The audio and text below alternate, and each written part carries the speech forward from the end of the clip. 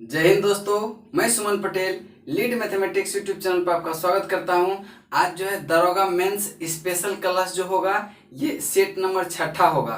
तो चलिए देखते हैं छठा सेट का पहला नंबर क्वेश्चन क्या है, यानी कि क्वेश्चन नंबर 11 से दिया हुआ है मैथ का। तो चलिए देखते हैं क्वेश्चन नंबर 11 क्या कहता है।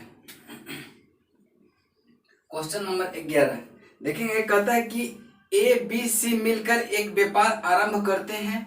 आरंभ में इनकी पूंजी का अनुपात 1/2 अनुपात 1/3 अनुपात 1/5 है। 4 माह बाद बी अपनी पूंजी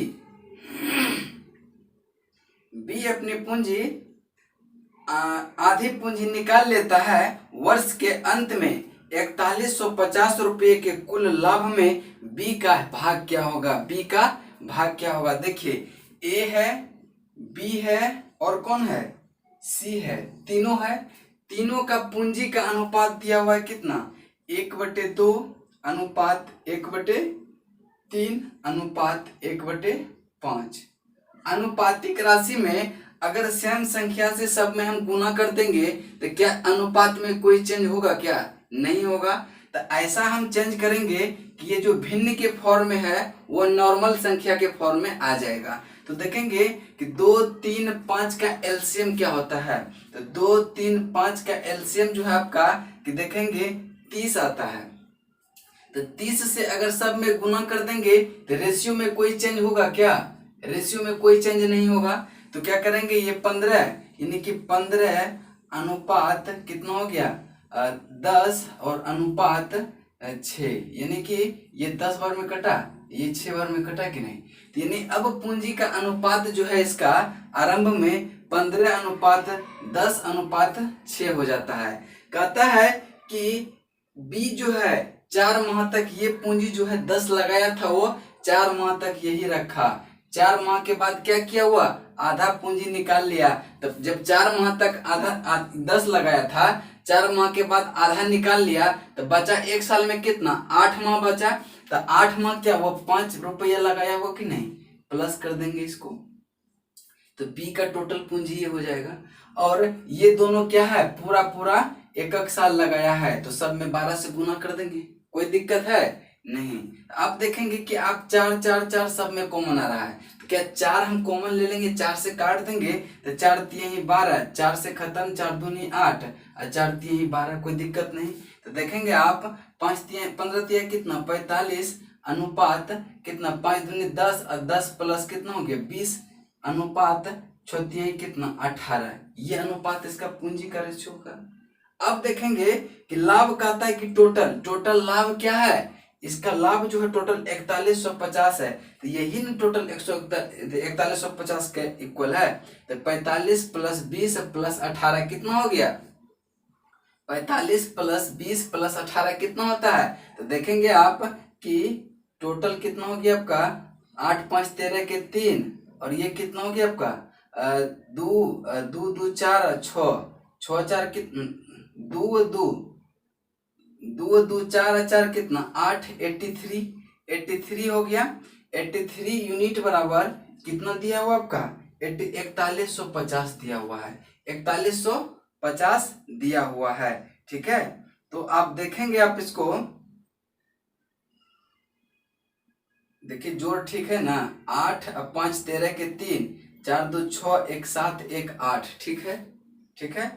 अब देखेंगे जब 83 यूनिट बराबर ये दिया हुआ है तो निकालना हमको कितना है 20 यूनिट का मान। तो 20 यूनिट चूंकि कह रहा है किसका, बी का भाग क्या होगा, बी का भाग कितना है 20 यूनिट। तो क्या हो जाएगा कि 20 बटे कितना 83 इंटू कितना है 83 इंटू कितना है आपका 4150। तो आप देखेंगे कि 5 से अगर काटते हैं इसको तो क्या 5 तिहाई 15 5 40 41, यानी 50 बार में पूरा पूरा कट जा रहा है, यानी कि बी का कितना लाभ हो जाएगा 1000 रुपया। और यही आपका क्या होगा, राइट आंसर होगा, जो कि ऑप्शन नंबर बी में है। नेक्स्ट क्वेश्चन चलते हैं क्वेश्चन नंबर 12 पे। क्वेश्चन नंबर 12 पे चलते हैं। देखिए वीडियो अगर अच्छा लगे तो थोड़ा सा लाइक कीजिए और शेयर भी कर दीजिए थोड़ा सा। तो चलिए 12 नंबर क्वेश्चन देखते हैं। कहता है कि किसी 2 अंकों की संख्या में 9 घटाया जाए तो जो संख्या बनेगी वह वास्तविक संख्या की विपरीत होगी। यदि वास्तविक संख्या के अंकों का औसत 7.5 हो तो वास्तविक संख्या ज्ञात करें। कहता है कि संख्याओं का औसत कितना है, औसत है आपका 7.5। जब एवरेज 7.5 है तो क्या होगा, अंकों का योग कितना होगा, अंकों का योग कितना होगा, अंकों का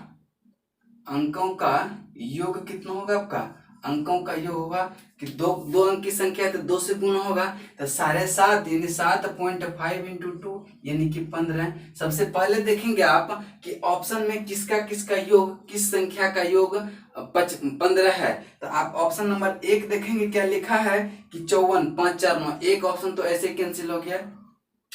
अब देखेंगे कि बाकी जो तीनों है वो तीनों का योग जो है 15 आ रहा है, तीनों के अंकों का योग 15 आ रहा है। लेकिन एक कंडीशन दिया है कि जो भी संख्या आप मानेंगे अगर उसमें मान लीजिए संख्या अगर उसमें हम 9 घटाएंगे तो क्या होगा, वह संख्या यानी कि अगर x y है, इकाई स्थान पे y है, दहाई स्थान पे x है तो वह संख्या क्या होगा, yx हो जाता है। यानी कि इकाई का स्थान दहाई पे आ जाता है, दहाई का स्थान इकाई पे आ जाता है। तो आप देखेंगे कि दूसरा नंबर ऑप्शन चेंज अगर करते हैं कि अगर 78 में से 9 घटाएंगे तो कितना होगा, 78 में से 9 घटाएंगे तो इकाई स्थान पर तो 9 आएगा, क्या निकाय स्थान पर ये ना उलट जाएगा यानी कि ये कैंसिल हो गया।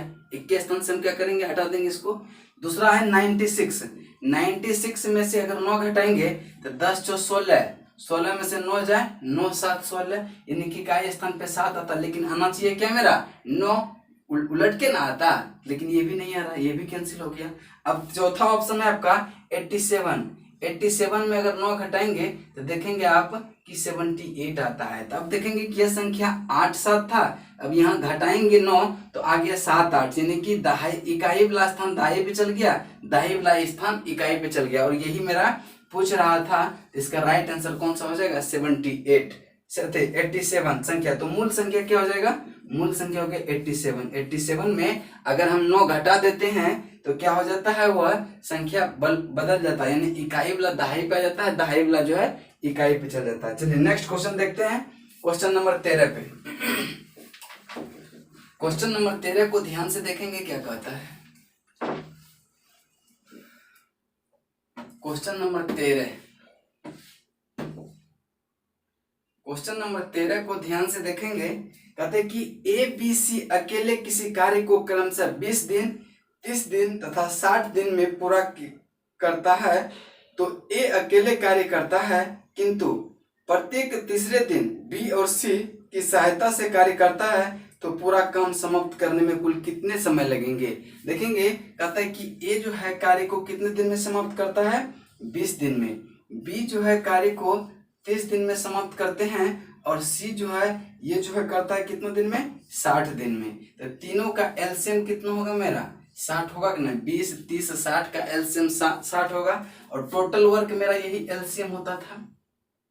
तो A का एफिशिएंसी निकालेंगे तो क्या होगा 3 और B का एफिशिएंसी निकालेंगे 2 और 60 का C का एफिशिएंसी निकालेंगे तो 1। एफिशिएंसी का मतलब होता है कि A जो है एक दिन में 3 काम करता है, B एक दिन में 2 काम करता है, C एक दिन में 1 काम करता है। एफिशिएंसी का मतलब होता है कि एक दिन में वह कितना काम कर सकता है। ठीक है, कहता है कि A जो है कार्य करता है हमेशा, तो पहला दिन A करेगा, दूसरा दिन भी A करेगा, तीसरा दिन कौन करेगा, तीनों मिलके करेगा। कहता है कि A B प्लस C की सहायता से करता है। तो फर्स्ट डे तो ये हो गया, सेकेंड डे A अकेले, थर्ड डे में ये हो गया। यानी कि A जो है एक दिन में कितना कार्य करता है 3 कार्य करता है और B जो है एक दिन में कितना, A जो है एक दिन में फिर कितना कार्य करेगा 3। अब कहता है कि A एक दिन में 3 कार्य करता है और B एक दिन में 2 कार्य करता है, C एक दिन में 1 कार्य करता है। तो आप देखेंगे 3 + 3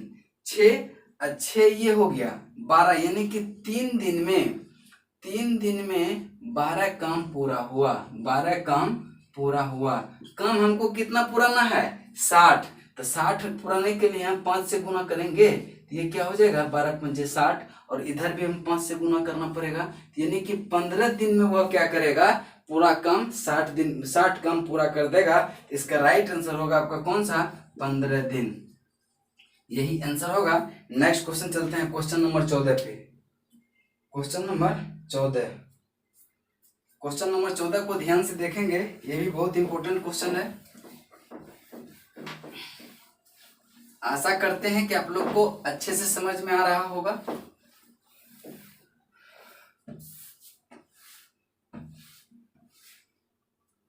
क्वेश्चन नंबर 14 कहते हैं कि एक दूसरे के विपरीत दिशाओं में जा रही दो रेलगाड़ी प्लेटफॉर्म पर खड़े एक व्यक्ति को 27 सेकेंड तथा 17 सेकेंड में पार करती है तथा एक दूसरे से वह 23 सेकेंड में पार करती है, तो उसकी चालों का अनुपात क्या होगा। मान लीजिए कि दो रेलगाड़ी है, एक का चाल मानते हैं ट्रेन 1 का चाल जो है वो मानते हैं कितना एस दे देते हैं स्पीड, S1 है कितना x और S2 का जो है ट्रेन 2 का जो है ये है y, ठीक है, कोई दिक्कत नहीं।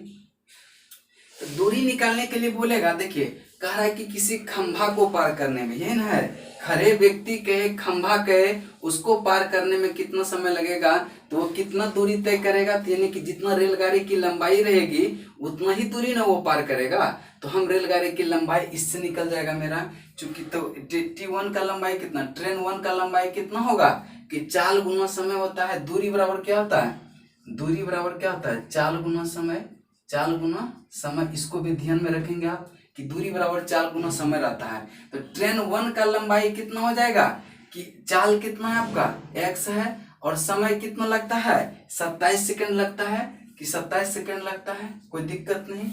और कहता है ट्रेन 2 की लंबाई कितना होगा, फिर चाल गुना समय y गुना कितना दूसरा सेकंड लगता है कितना 17 सेकंड लगता है, कोई दिक्कत नहीं। ये क्या हो गया ट्रेन 1 का लंबाई हो गया, ट्रेन 1 का लंबाई और ट्रेन 2 का लंबाई, कोई दिक्कत है नहीं है।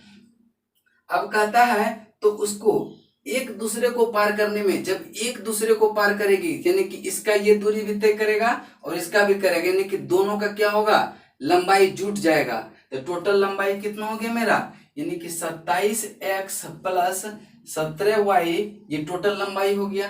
और अगर इसका बोलेगा समय निकालने के लिए तो क्या होता था, समय बराबर क्या, समय बराबर यहां से निकाल सकते हैं ना, दूरी बटे चाल निकाल सकते हैं। तो दूरी कितना, टोटल दूरी मेरा ये हो गया, अब बटे चाल कितना हो गया x plus Y.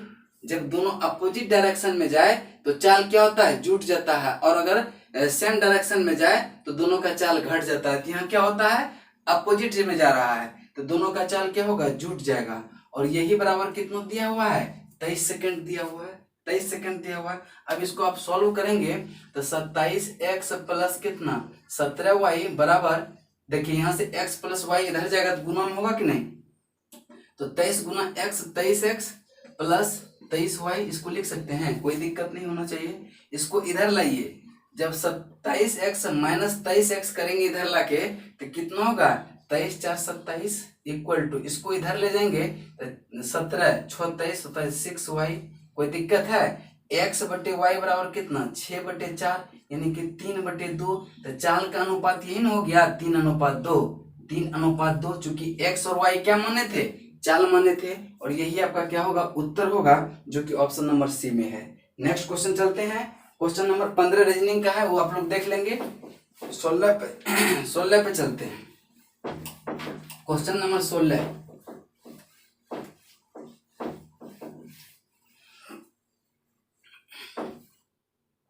Question number 16 को ध्यान से देखेंगे क्या कहता है। क्वेश्चन नंबर 16 है कि अल्फा बीटा समीकरण ax² plus bx plus c equal to 0 के मूल है, तो alpha square plus beta square का मान क्या होगा। Alpha square plus beta square का मान क्या होगा, कहता है कि क्या दिया हुआ है ax² plus bx plus c equal to 0, यानी कि द्विघात समीकरण है। द्विघात समीकरण में आप जानते होंगे कि मूलों का योग जो होता है वो क्या होता है -b/a, और दोनों का गुणनफल क्या होता है कि c/a होता है, कोई दिक्कत नहीं, ये चीज आप एकदम रट लेंगे, ठीक है। और अब देखेंगे निकालने हमको बोल रहा है क्या कि alpha square plus beta square का वैल्यू क्या होगा, यही पूछ रहा है। आप देखिएगा कि ए स्क्वायर प्लस बी स्क्वायर का अगर फॉर्मूला आपको याद नहीं है तो कैसे बनाएंगे। देखिए इसको हम स्क्वायर करेंगे कि अल्फा प्लस बीटा का होल स्क्वायर बराबर क्या होता है, तो होता है A square plus B square plus 2 alpha into beta. होगा कि नहीं, कोई दिक्कत। अब देखेंगे कि आप अल्फा बीटा के यानी कि अब यहां से निकाल लेंगे कि B by alpha plus beta का मान क्या है माइनस बी बाई ए, तो माइनस बी बाई ए का होल स्क्वायर कर देंगे तो यहाँ कोई दिक्कत होगा। और alpha square plus beta square यही तो हमको पूछ रहा है, alpha square plus beta square और plus 2 alpha into beta, 2 alpha into beta क्या है सी बाई ए। कोई दिक्कत है। अब इसको देखेंगे आप कि देखिए ये माइनस में है स्क्वायरिंग है तो क्या होगा यहाँ पे प्लस में हो जाएगा बी स्क्वायर बटे क्या ए स्क्वायर। अब माइनस इधर से इधर लाएंगे तो 2c बटे ए होगा कि नहीं, और यही बराबर क्या है alpha square plus beta square. होगा कि नहीं।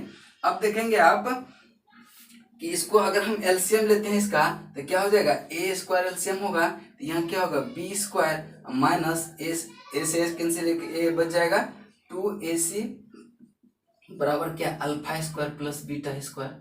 और यही आपका क्या हो जाएगा पूछ रहा है alpha square plus beta square का वैल्यू क्या हो जाएगा आपका बी स्क्वायर माइनस 2ac बटे कितना ए स्क्वायर। अगर ये फॉर्मूला याद नहीं है तो आप इसको स्क्वायरिंग करके बना सकते हैं, या फिर अगर फॉर्मूला आपको याद है ए स्क्वायर बी स्क्वायर का ए स्क्वायर प्लस बी स्क्वायर का अगर फॉर्मूला याद है आपको तो कैसे बना सकते हैं डायरेक्ट कि ए प्लस बी का होल स्क्वायर माइनस 2ab। देखिए यहाँ से डायरेक्ट अगर हम बनाते इसको इतना नहीं करते, अगर हमको ये फॉर्मूला याद रहता कि ए स्क्वायर प्लस बी स्क्वायर बराबर क्या होता है तो देखेंगे आप कि कैसे बना लेते कि ए स्क्वायर प्लस बी स्क्वायर बराबर होता है अल्फा प्लस बीटा का होल स्क्वायर माइनस 2ab। कोई दिक्कत नहीं। तो अब देखेंगे कि अल्फा प्लस बीटा का डायरेक्ट वैल्यू बैठा देंगे तो जब दोनों बैठाएंगे तो क्या बी स्क्वायर बटे क्या ए स्क्वायर होगा माइनस 2 अल्फा इंटू बीटा क्या है सी बाई ए, दोनों का एलसीएम लेंगे ए स्क्वायर यहाँ होगा बी स्क्वायर माइनस 2ac। यही हो गया आंसर मेरा कि alpha square plus beta square बराबर क्या होगा बी स्क्वायर माइनस 2ac बटे क्या ए स्क्वायर। और यही आपका क्या होगा उत्तर होगा जो कि ऑप्शन नंबर किस में है बी में है। आशा करते हैं कि समझ गए होंगे दोनों तरीका। नेक्स्ट क्वेश्चन चलते हैं क्वेश्चन नंबर 17 नंबर क्वेश्चन को भी देखेंगे ध्यान से। क्वेश्चन नंबर 17 कहता है कि किसी धन पर 2 वर्ष का चक्रवृद्धि ब्याज 282.15 रुपया है तथा साधारण ब्याज 270 रुपया है, तो वार्षिक दर क्या होगा। साधारण ब्याज का मतलब क्या, अगर मान लेते हैं कि ये धन है तो क्या पहला वर्ष जितना ब्याज लिया होगा उतने दूसरों वर्ष लिया होगा, तो 2 वर्ष में कितना लिया 270, तो 1 वर्ष में कितना लिया होगा 135, तो पहला वर्ष CSI जो है 135 हो गया और दूसरा वर्ष भी कितना हो गया 135 हो गया। अब कहता है आपका कि CI जो है इसका यानी कि कंपाउंड इंटरेस्ट चक्रवृद्धि ब्याज जो है वो कितना है 282.15 है। तो कितना का अंतर हुआ आपका, कितना का अंतर हुआ 12.15 का 12.15 का। अब इसी का ना होता है कि 135 का x% जितना होगा वही इसके इक्वल होगा, यानी कि 12.5 के इक्वल होगा। तो आप डायरेक्ट निकाल देंगे कि 135 का x% बराबर कितना 12.15। कोई दिक्कत नहीं होगा।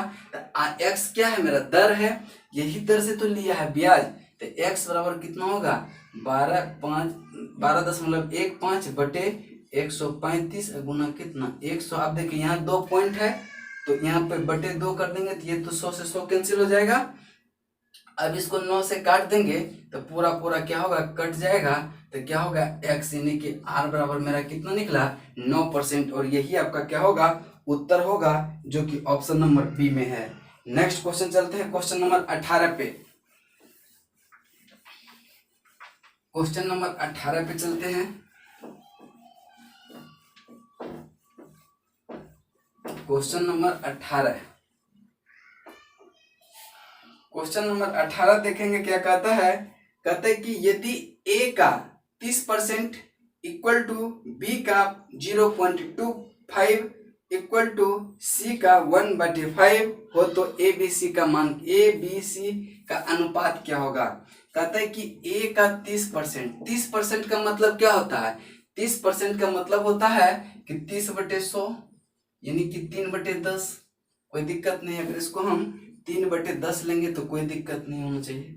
और बराबर है बी का 0.25 का मतलब कितना हो गया कि बी का 25 बटे कितना 100। इसको हम डायरेक्ट 1/4 लिख सकते हैं क्या, कोई दिक्कत होगा नहीं होना चाहिए। और आपका कहता है कि सी का 1/5 सब क्या है इक्वल है, सब क्या है इक्वल है, सबका रेशियो हमको निकालना है। अगर ये सब देखिए कि आपका क्या है भिन्न में है यानी कि फ्रैक्शन में है, इसको हम बदल देंगे सिंपल फॉर्म में बदल देंगे तो क्या 10 4 और 5 के अगर एलसीएम से सब में गुना कर देंगे तो कोई फर्क पड़ेगा। तो 10 4 और 5 का एलसीएम कितना 20 से सब में गुना कर दीजिए।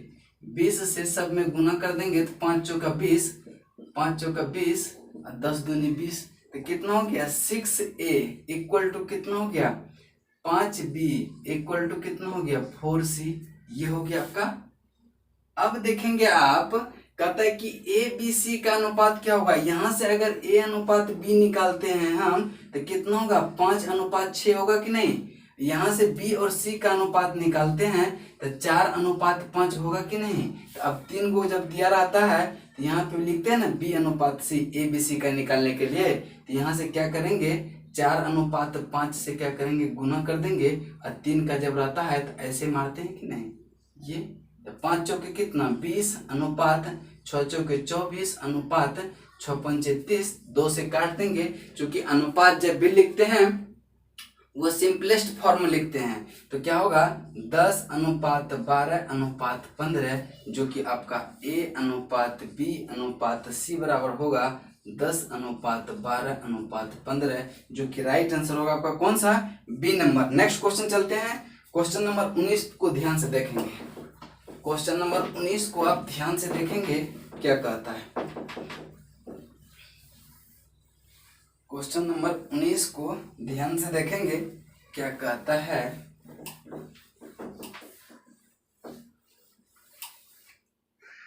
क्वेश्चन नंबर 19 कहता है कि 1 से लेके 200 तक 1 से 200 के बीच कितने पूर्णांक हैं जो 2 और 3 दोनों से डिविजिबल है। 2 और 3 दोनों से डिविजिबल वही संख्या होगा जो 2 और 3 के एलसीएम से डिवाइड होगा। तो 2 और 3 से पहला संख्या कौन सा डिवाइड होगा तो देखेंगे कि 2 डिवाइड दोनों से नहीं हो रहा, 3 नहीं हो रहा, 4 नहीं हो रहा, 5 नहीं हो रहा, लेकिन 6 जो है 6 एक सबसे छोटी संख्या ऐसी है जो कि 2 से डिवाइड भी हो रहा है 3 से भी डिवाइड हो रहा है। 6 के बाद कौन सा आएगा 12, 12 के बाद कितना आएगा 18, ऐसे ऐसे डाउट। अब लास्ट वाला देखते हैं कौन सा टर्म 6 से डिवाइड होगा। तो अब देखेंगे कि 198 200 तो पूरा भाग नहीं लगेगा 6 से, उससे एक कम करेंगे तो 199 वो भी नहीं लगेगा, लेकिन 198 जो है 6 से पूरा विभाजित हो जाएगा। 6 से पूरा विभाजित होने का मतलब है कि वह संख्या 2 से भी कटेगा और 3 से भी कटेगा। अब देखेंगे आप कि ये देखेंगे कि 6 यानी सब में 6 का अंतर हो रहा है, कॉमन डिफरेंस यानी कि एपी में सीरीज चल रहा है। तो मेरा जो है एन निकालने के लिए हम क्या करते थे, nth टर्म निकालने के लिए क्या करते थे यानी कि नंबर ऑफ टर्म क्या करते थे लास्ट संख्या माइनस फर्स्ट संख्या, लास्ट संख्या माइनस फर्स्ट संख्या, लास्ट संख्या कितना है 198 माइनस 6 बटे कॉमन डिफरेंस कितना है 6, कॉमन डिफरेंस 6 और प्लस क्या होता है 1, यही मेरा क्या होता है टोटल संख्या होता है। तो आप इसको घटाएंगे तो कितना होगा 6 9 1 बटे 6 और प्लस 1, 6 यही 18 और 6 दूनी 12 यानी 32 प्लस 1 कितना 33 और यही 33 आपका राइट आंसर होगा कि टोटल कितना संख्या होगा 33 संख्या होगा, यही आपका क्या होगा राइट आंसर होगा। नेक्स्ट क्वेश्चन चलते हैं। क्वेश्चन नंबर आपका 20 पे 20 नंबर क्वेश्चन को ध्यान से देखेंगे। 20 नंबर क्वेश्चन को ध्यान से देखेंगे कि क्या कहता है। 20 नंबर क्वेश्चन है कि 3x cube plus x square minus 12x minus 4 का गुणनखंड निम्नलिखित में से कौन सा होगा। तो कहता है कि 3x square plus x square minus 12x minus कितना है 4 है। कहता है कि इसका निम्नलिखित में से कौन सा गुणनखंड है। इसका गुणनखंड होने का मतलब कि उससे अगर इस संख्या में भाग देंगे तो क्या होगा, रिमाइंडर कितना बचेगा, 0 बचेगा। तो आप देखिए कि ऑप्शन में जो है क्या क्या दिया हुआ है, 3x माइनस 1 और दिया हुआ 3x प्लस 1 और दिया हुआ है क्या 3x माइनस 2 और दिया हुआ है 3x प्लस 2। तो आप देखेंगे कि वैसा वैल्यू पुट करेंगे जैसे 3x माइनस 1 बराबर क्या होगा 0 मान लेते हैं ऑप्शन नंबर ए का। तो देखेंगे पुट करके हम वैल्यू, तो यहाँ से देखेंगे x का वैल्यू निकल जाएगा कि नहीं मेरा, यहाँ से x का वैल्यू निकल जाएगा कितना 1/3। आप देखेंगे कि यहाँ अगर वैल्यू 1/3 पुट करेंगे तो क्या यह पूरा 0 कर देगा। अगर 0 कर देता तो इसका क्या होगा, अगर 0 यह कर देगा 1/3 x का मान रखने पर, यहाँ x क्यू है, ध्यान में रखेंगे x क्यू है। अगर यहाँ x का वैल्यू 1/3 रखते हैं, अगर 0 कर देगा तो वह संख्या क्या होगा कि इससे पूरा पूरा डिवाइड होगा। अगर ए बी नंबर है कि 3x प्लस 1, तो 3x प्लस 1 अगर इक्वल टू हम 0 मानते हैं तो क्या हो गया, x का वैल्यू कितना होगा -1/3। अगर इससे अगर x का वैल्यू -1/3 पुट करते हैं, अगर इसको सॉल्व करने के बाद 0 आ जाता है तो यह संख्या क्या होगा कि 3x प्लस 1 से पूरा पूरा डिवाइड होगा। तो देखते हैं हम पुट करके, देखिए इससे नहीं कटेगा, आपको चेक करना होगा तो आप कर लेंगे। हम डायरेक्ट b से चेक करते हैं कि 3x क्यू का मतलब कितना होगा -1/3 का whole cube plus x cube यानी कि 1/-3 का होल क्यू, माइनस है 12 इंटू 1/-3 माइनस कितना है 4। तो आप इसको सॉल्व करेंगे तो 3 गुना कितना होगा, यानी माइनस है क्यू है तो माइनस में ही रहेगा, -1/कितना 27, 3 का क्यू 27 अब प्लस है यहाँ स्क्वायर, यहाँ स्क्वायर न है तो क्या होगा, यहाँ होगा 1/3 ठीक है 3 माइनस है यहाँ माइनस कितना होगा प्लस 3 चौके 12 अब माइनस कितना है 4। अब देखेंगे कि यहाँ 3 × 27 1/-9 1/+9 है तो माइनस प्लस 0 और 4 -4 ये 0 यानी पूरा पूरा कितना रिमाइंडर 0 बचा कि नहीं। और यही मेरा क्या होगा उत्तर होगा, जो कि ऑप्शन नंबर बी में है कि 3x प्लस 1 जो है इस संख्या को पूरा पूरा विभाजित कर देगा, यानी इस संख्या का गुणनखंड क्या होगा 3x प्लस 1। तो अब देखिए कल से जो है हम कल से कुछ ज्यादा क्वेश्चन लेंगे, विद्यासागर का भी कुछ क्वेश्चन ऐड करेंगे और जो है आपका केबीसी नैनो का भी कुछ क्वेश्चन ऐड करेंगे जो अच्छा क्वेश्चन रहेगा। तो चलिए जय हिंद जय भारत।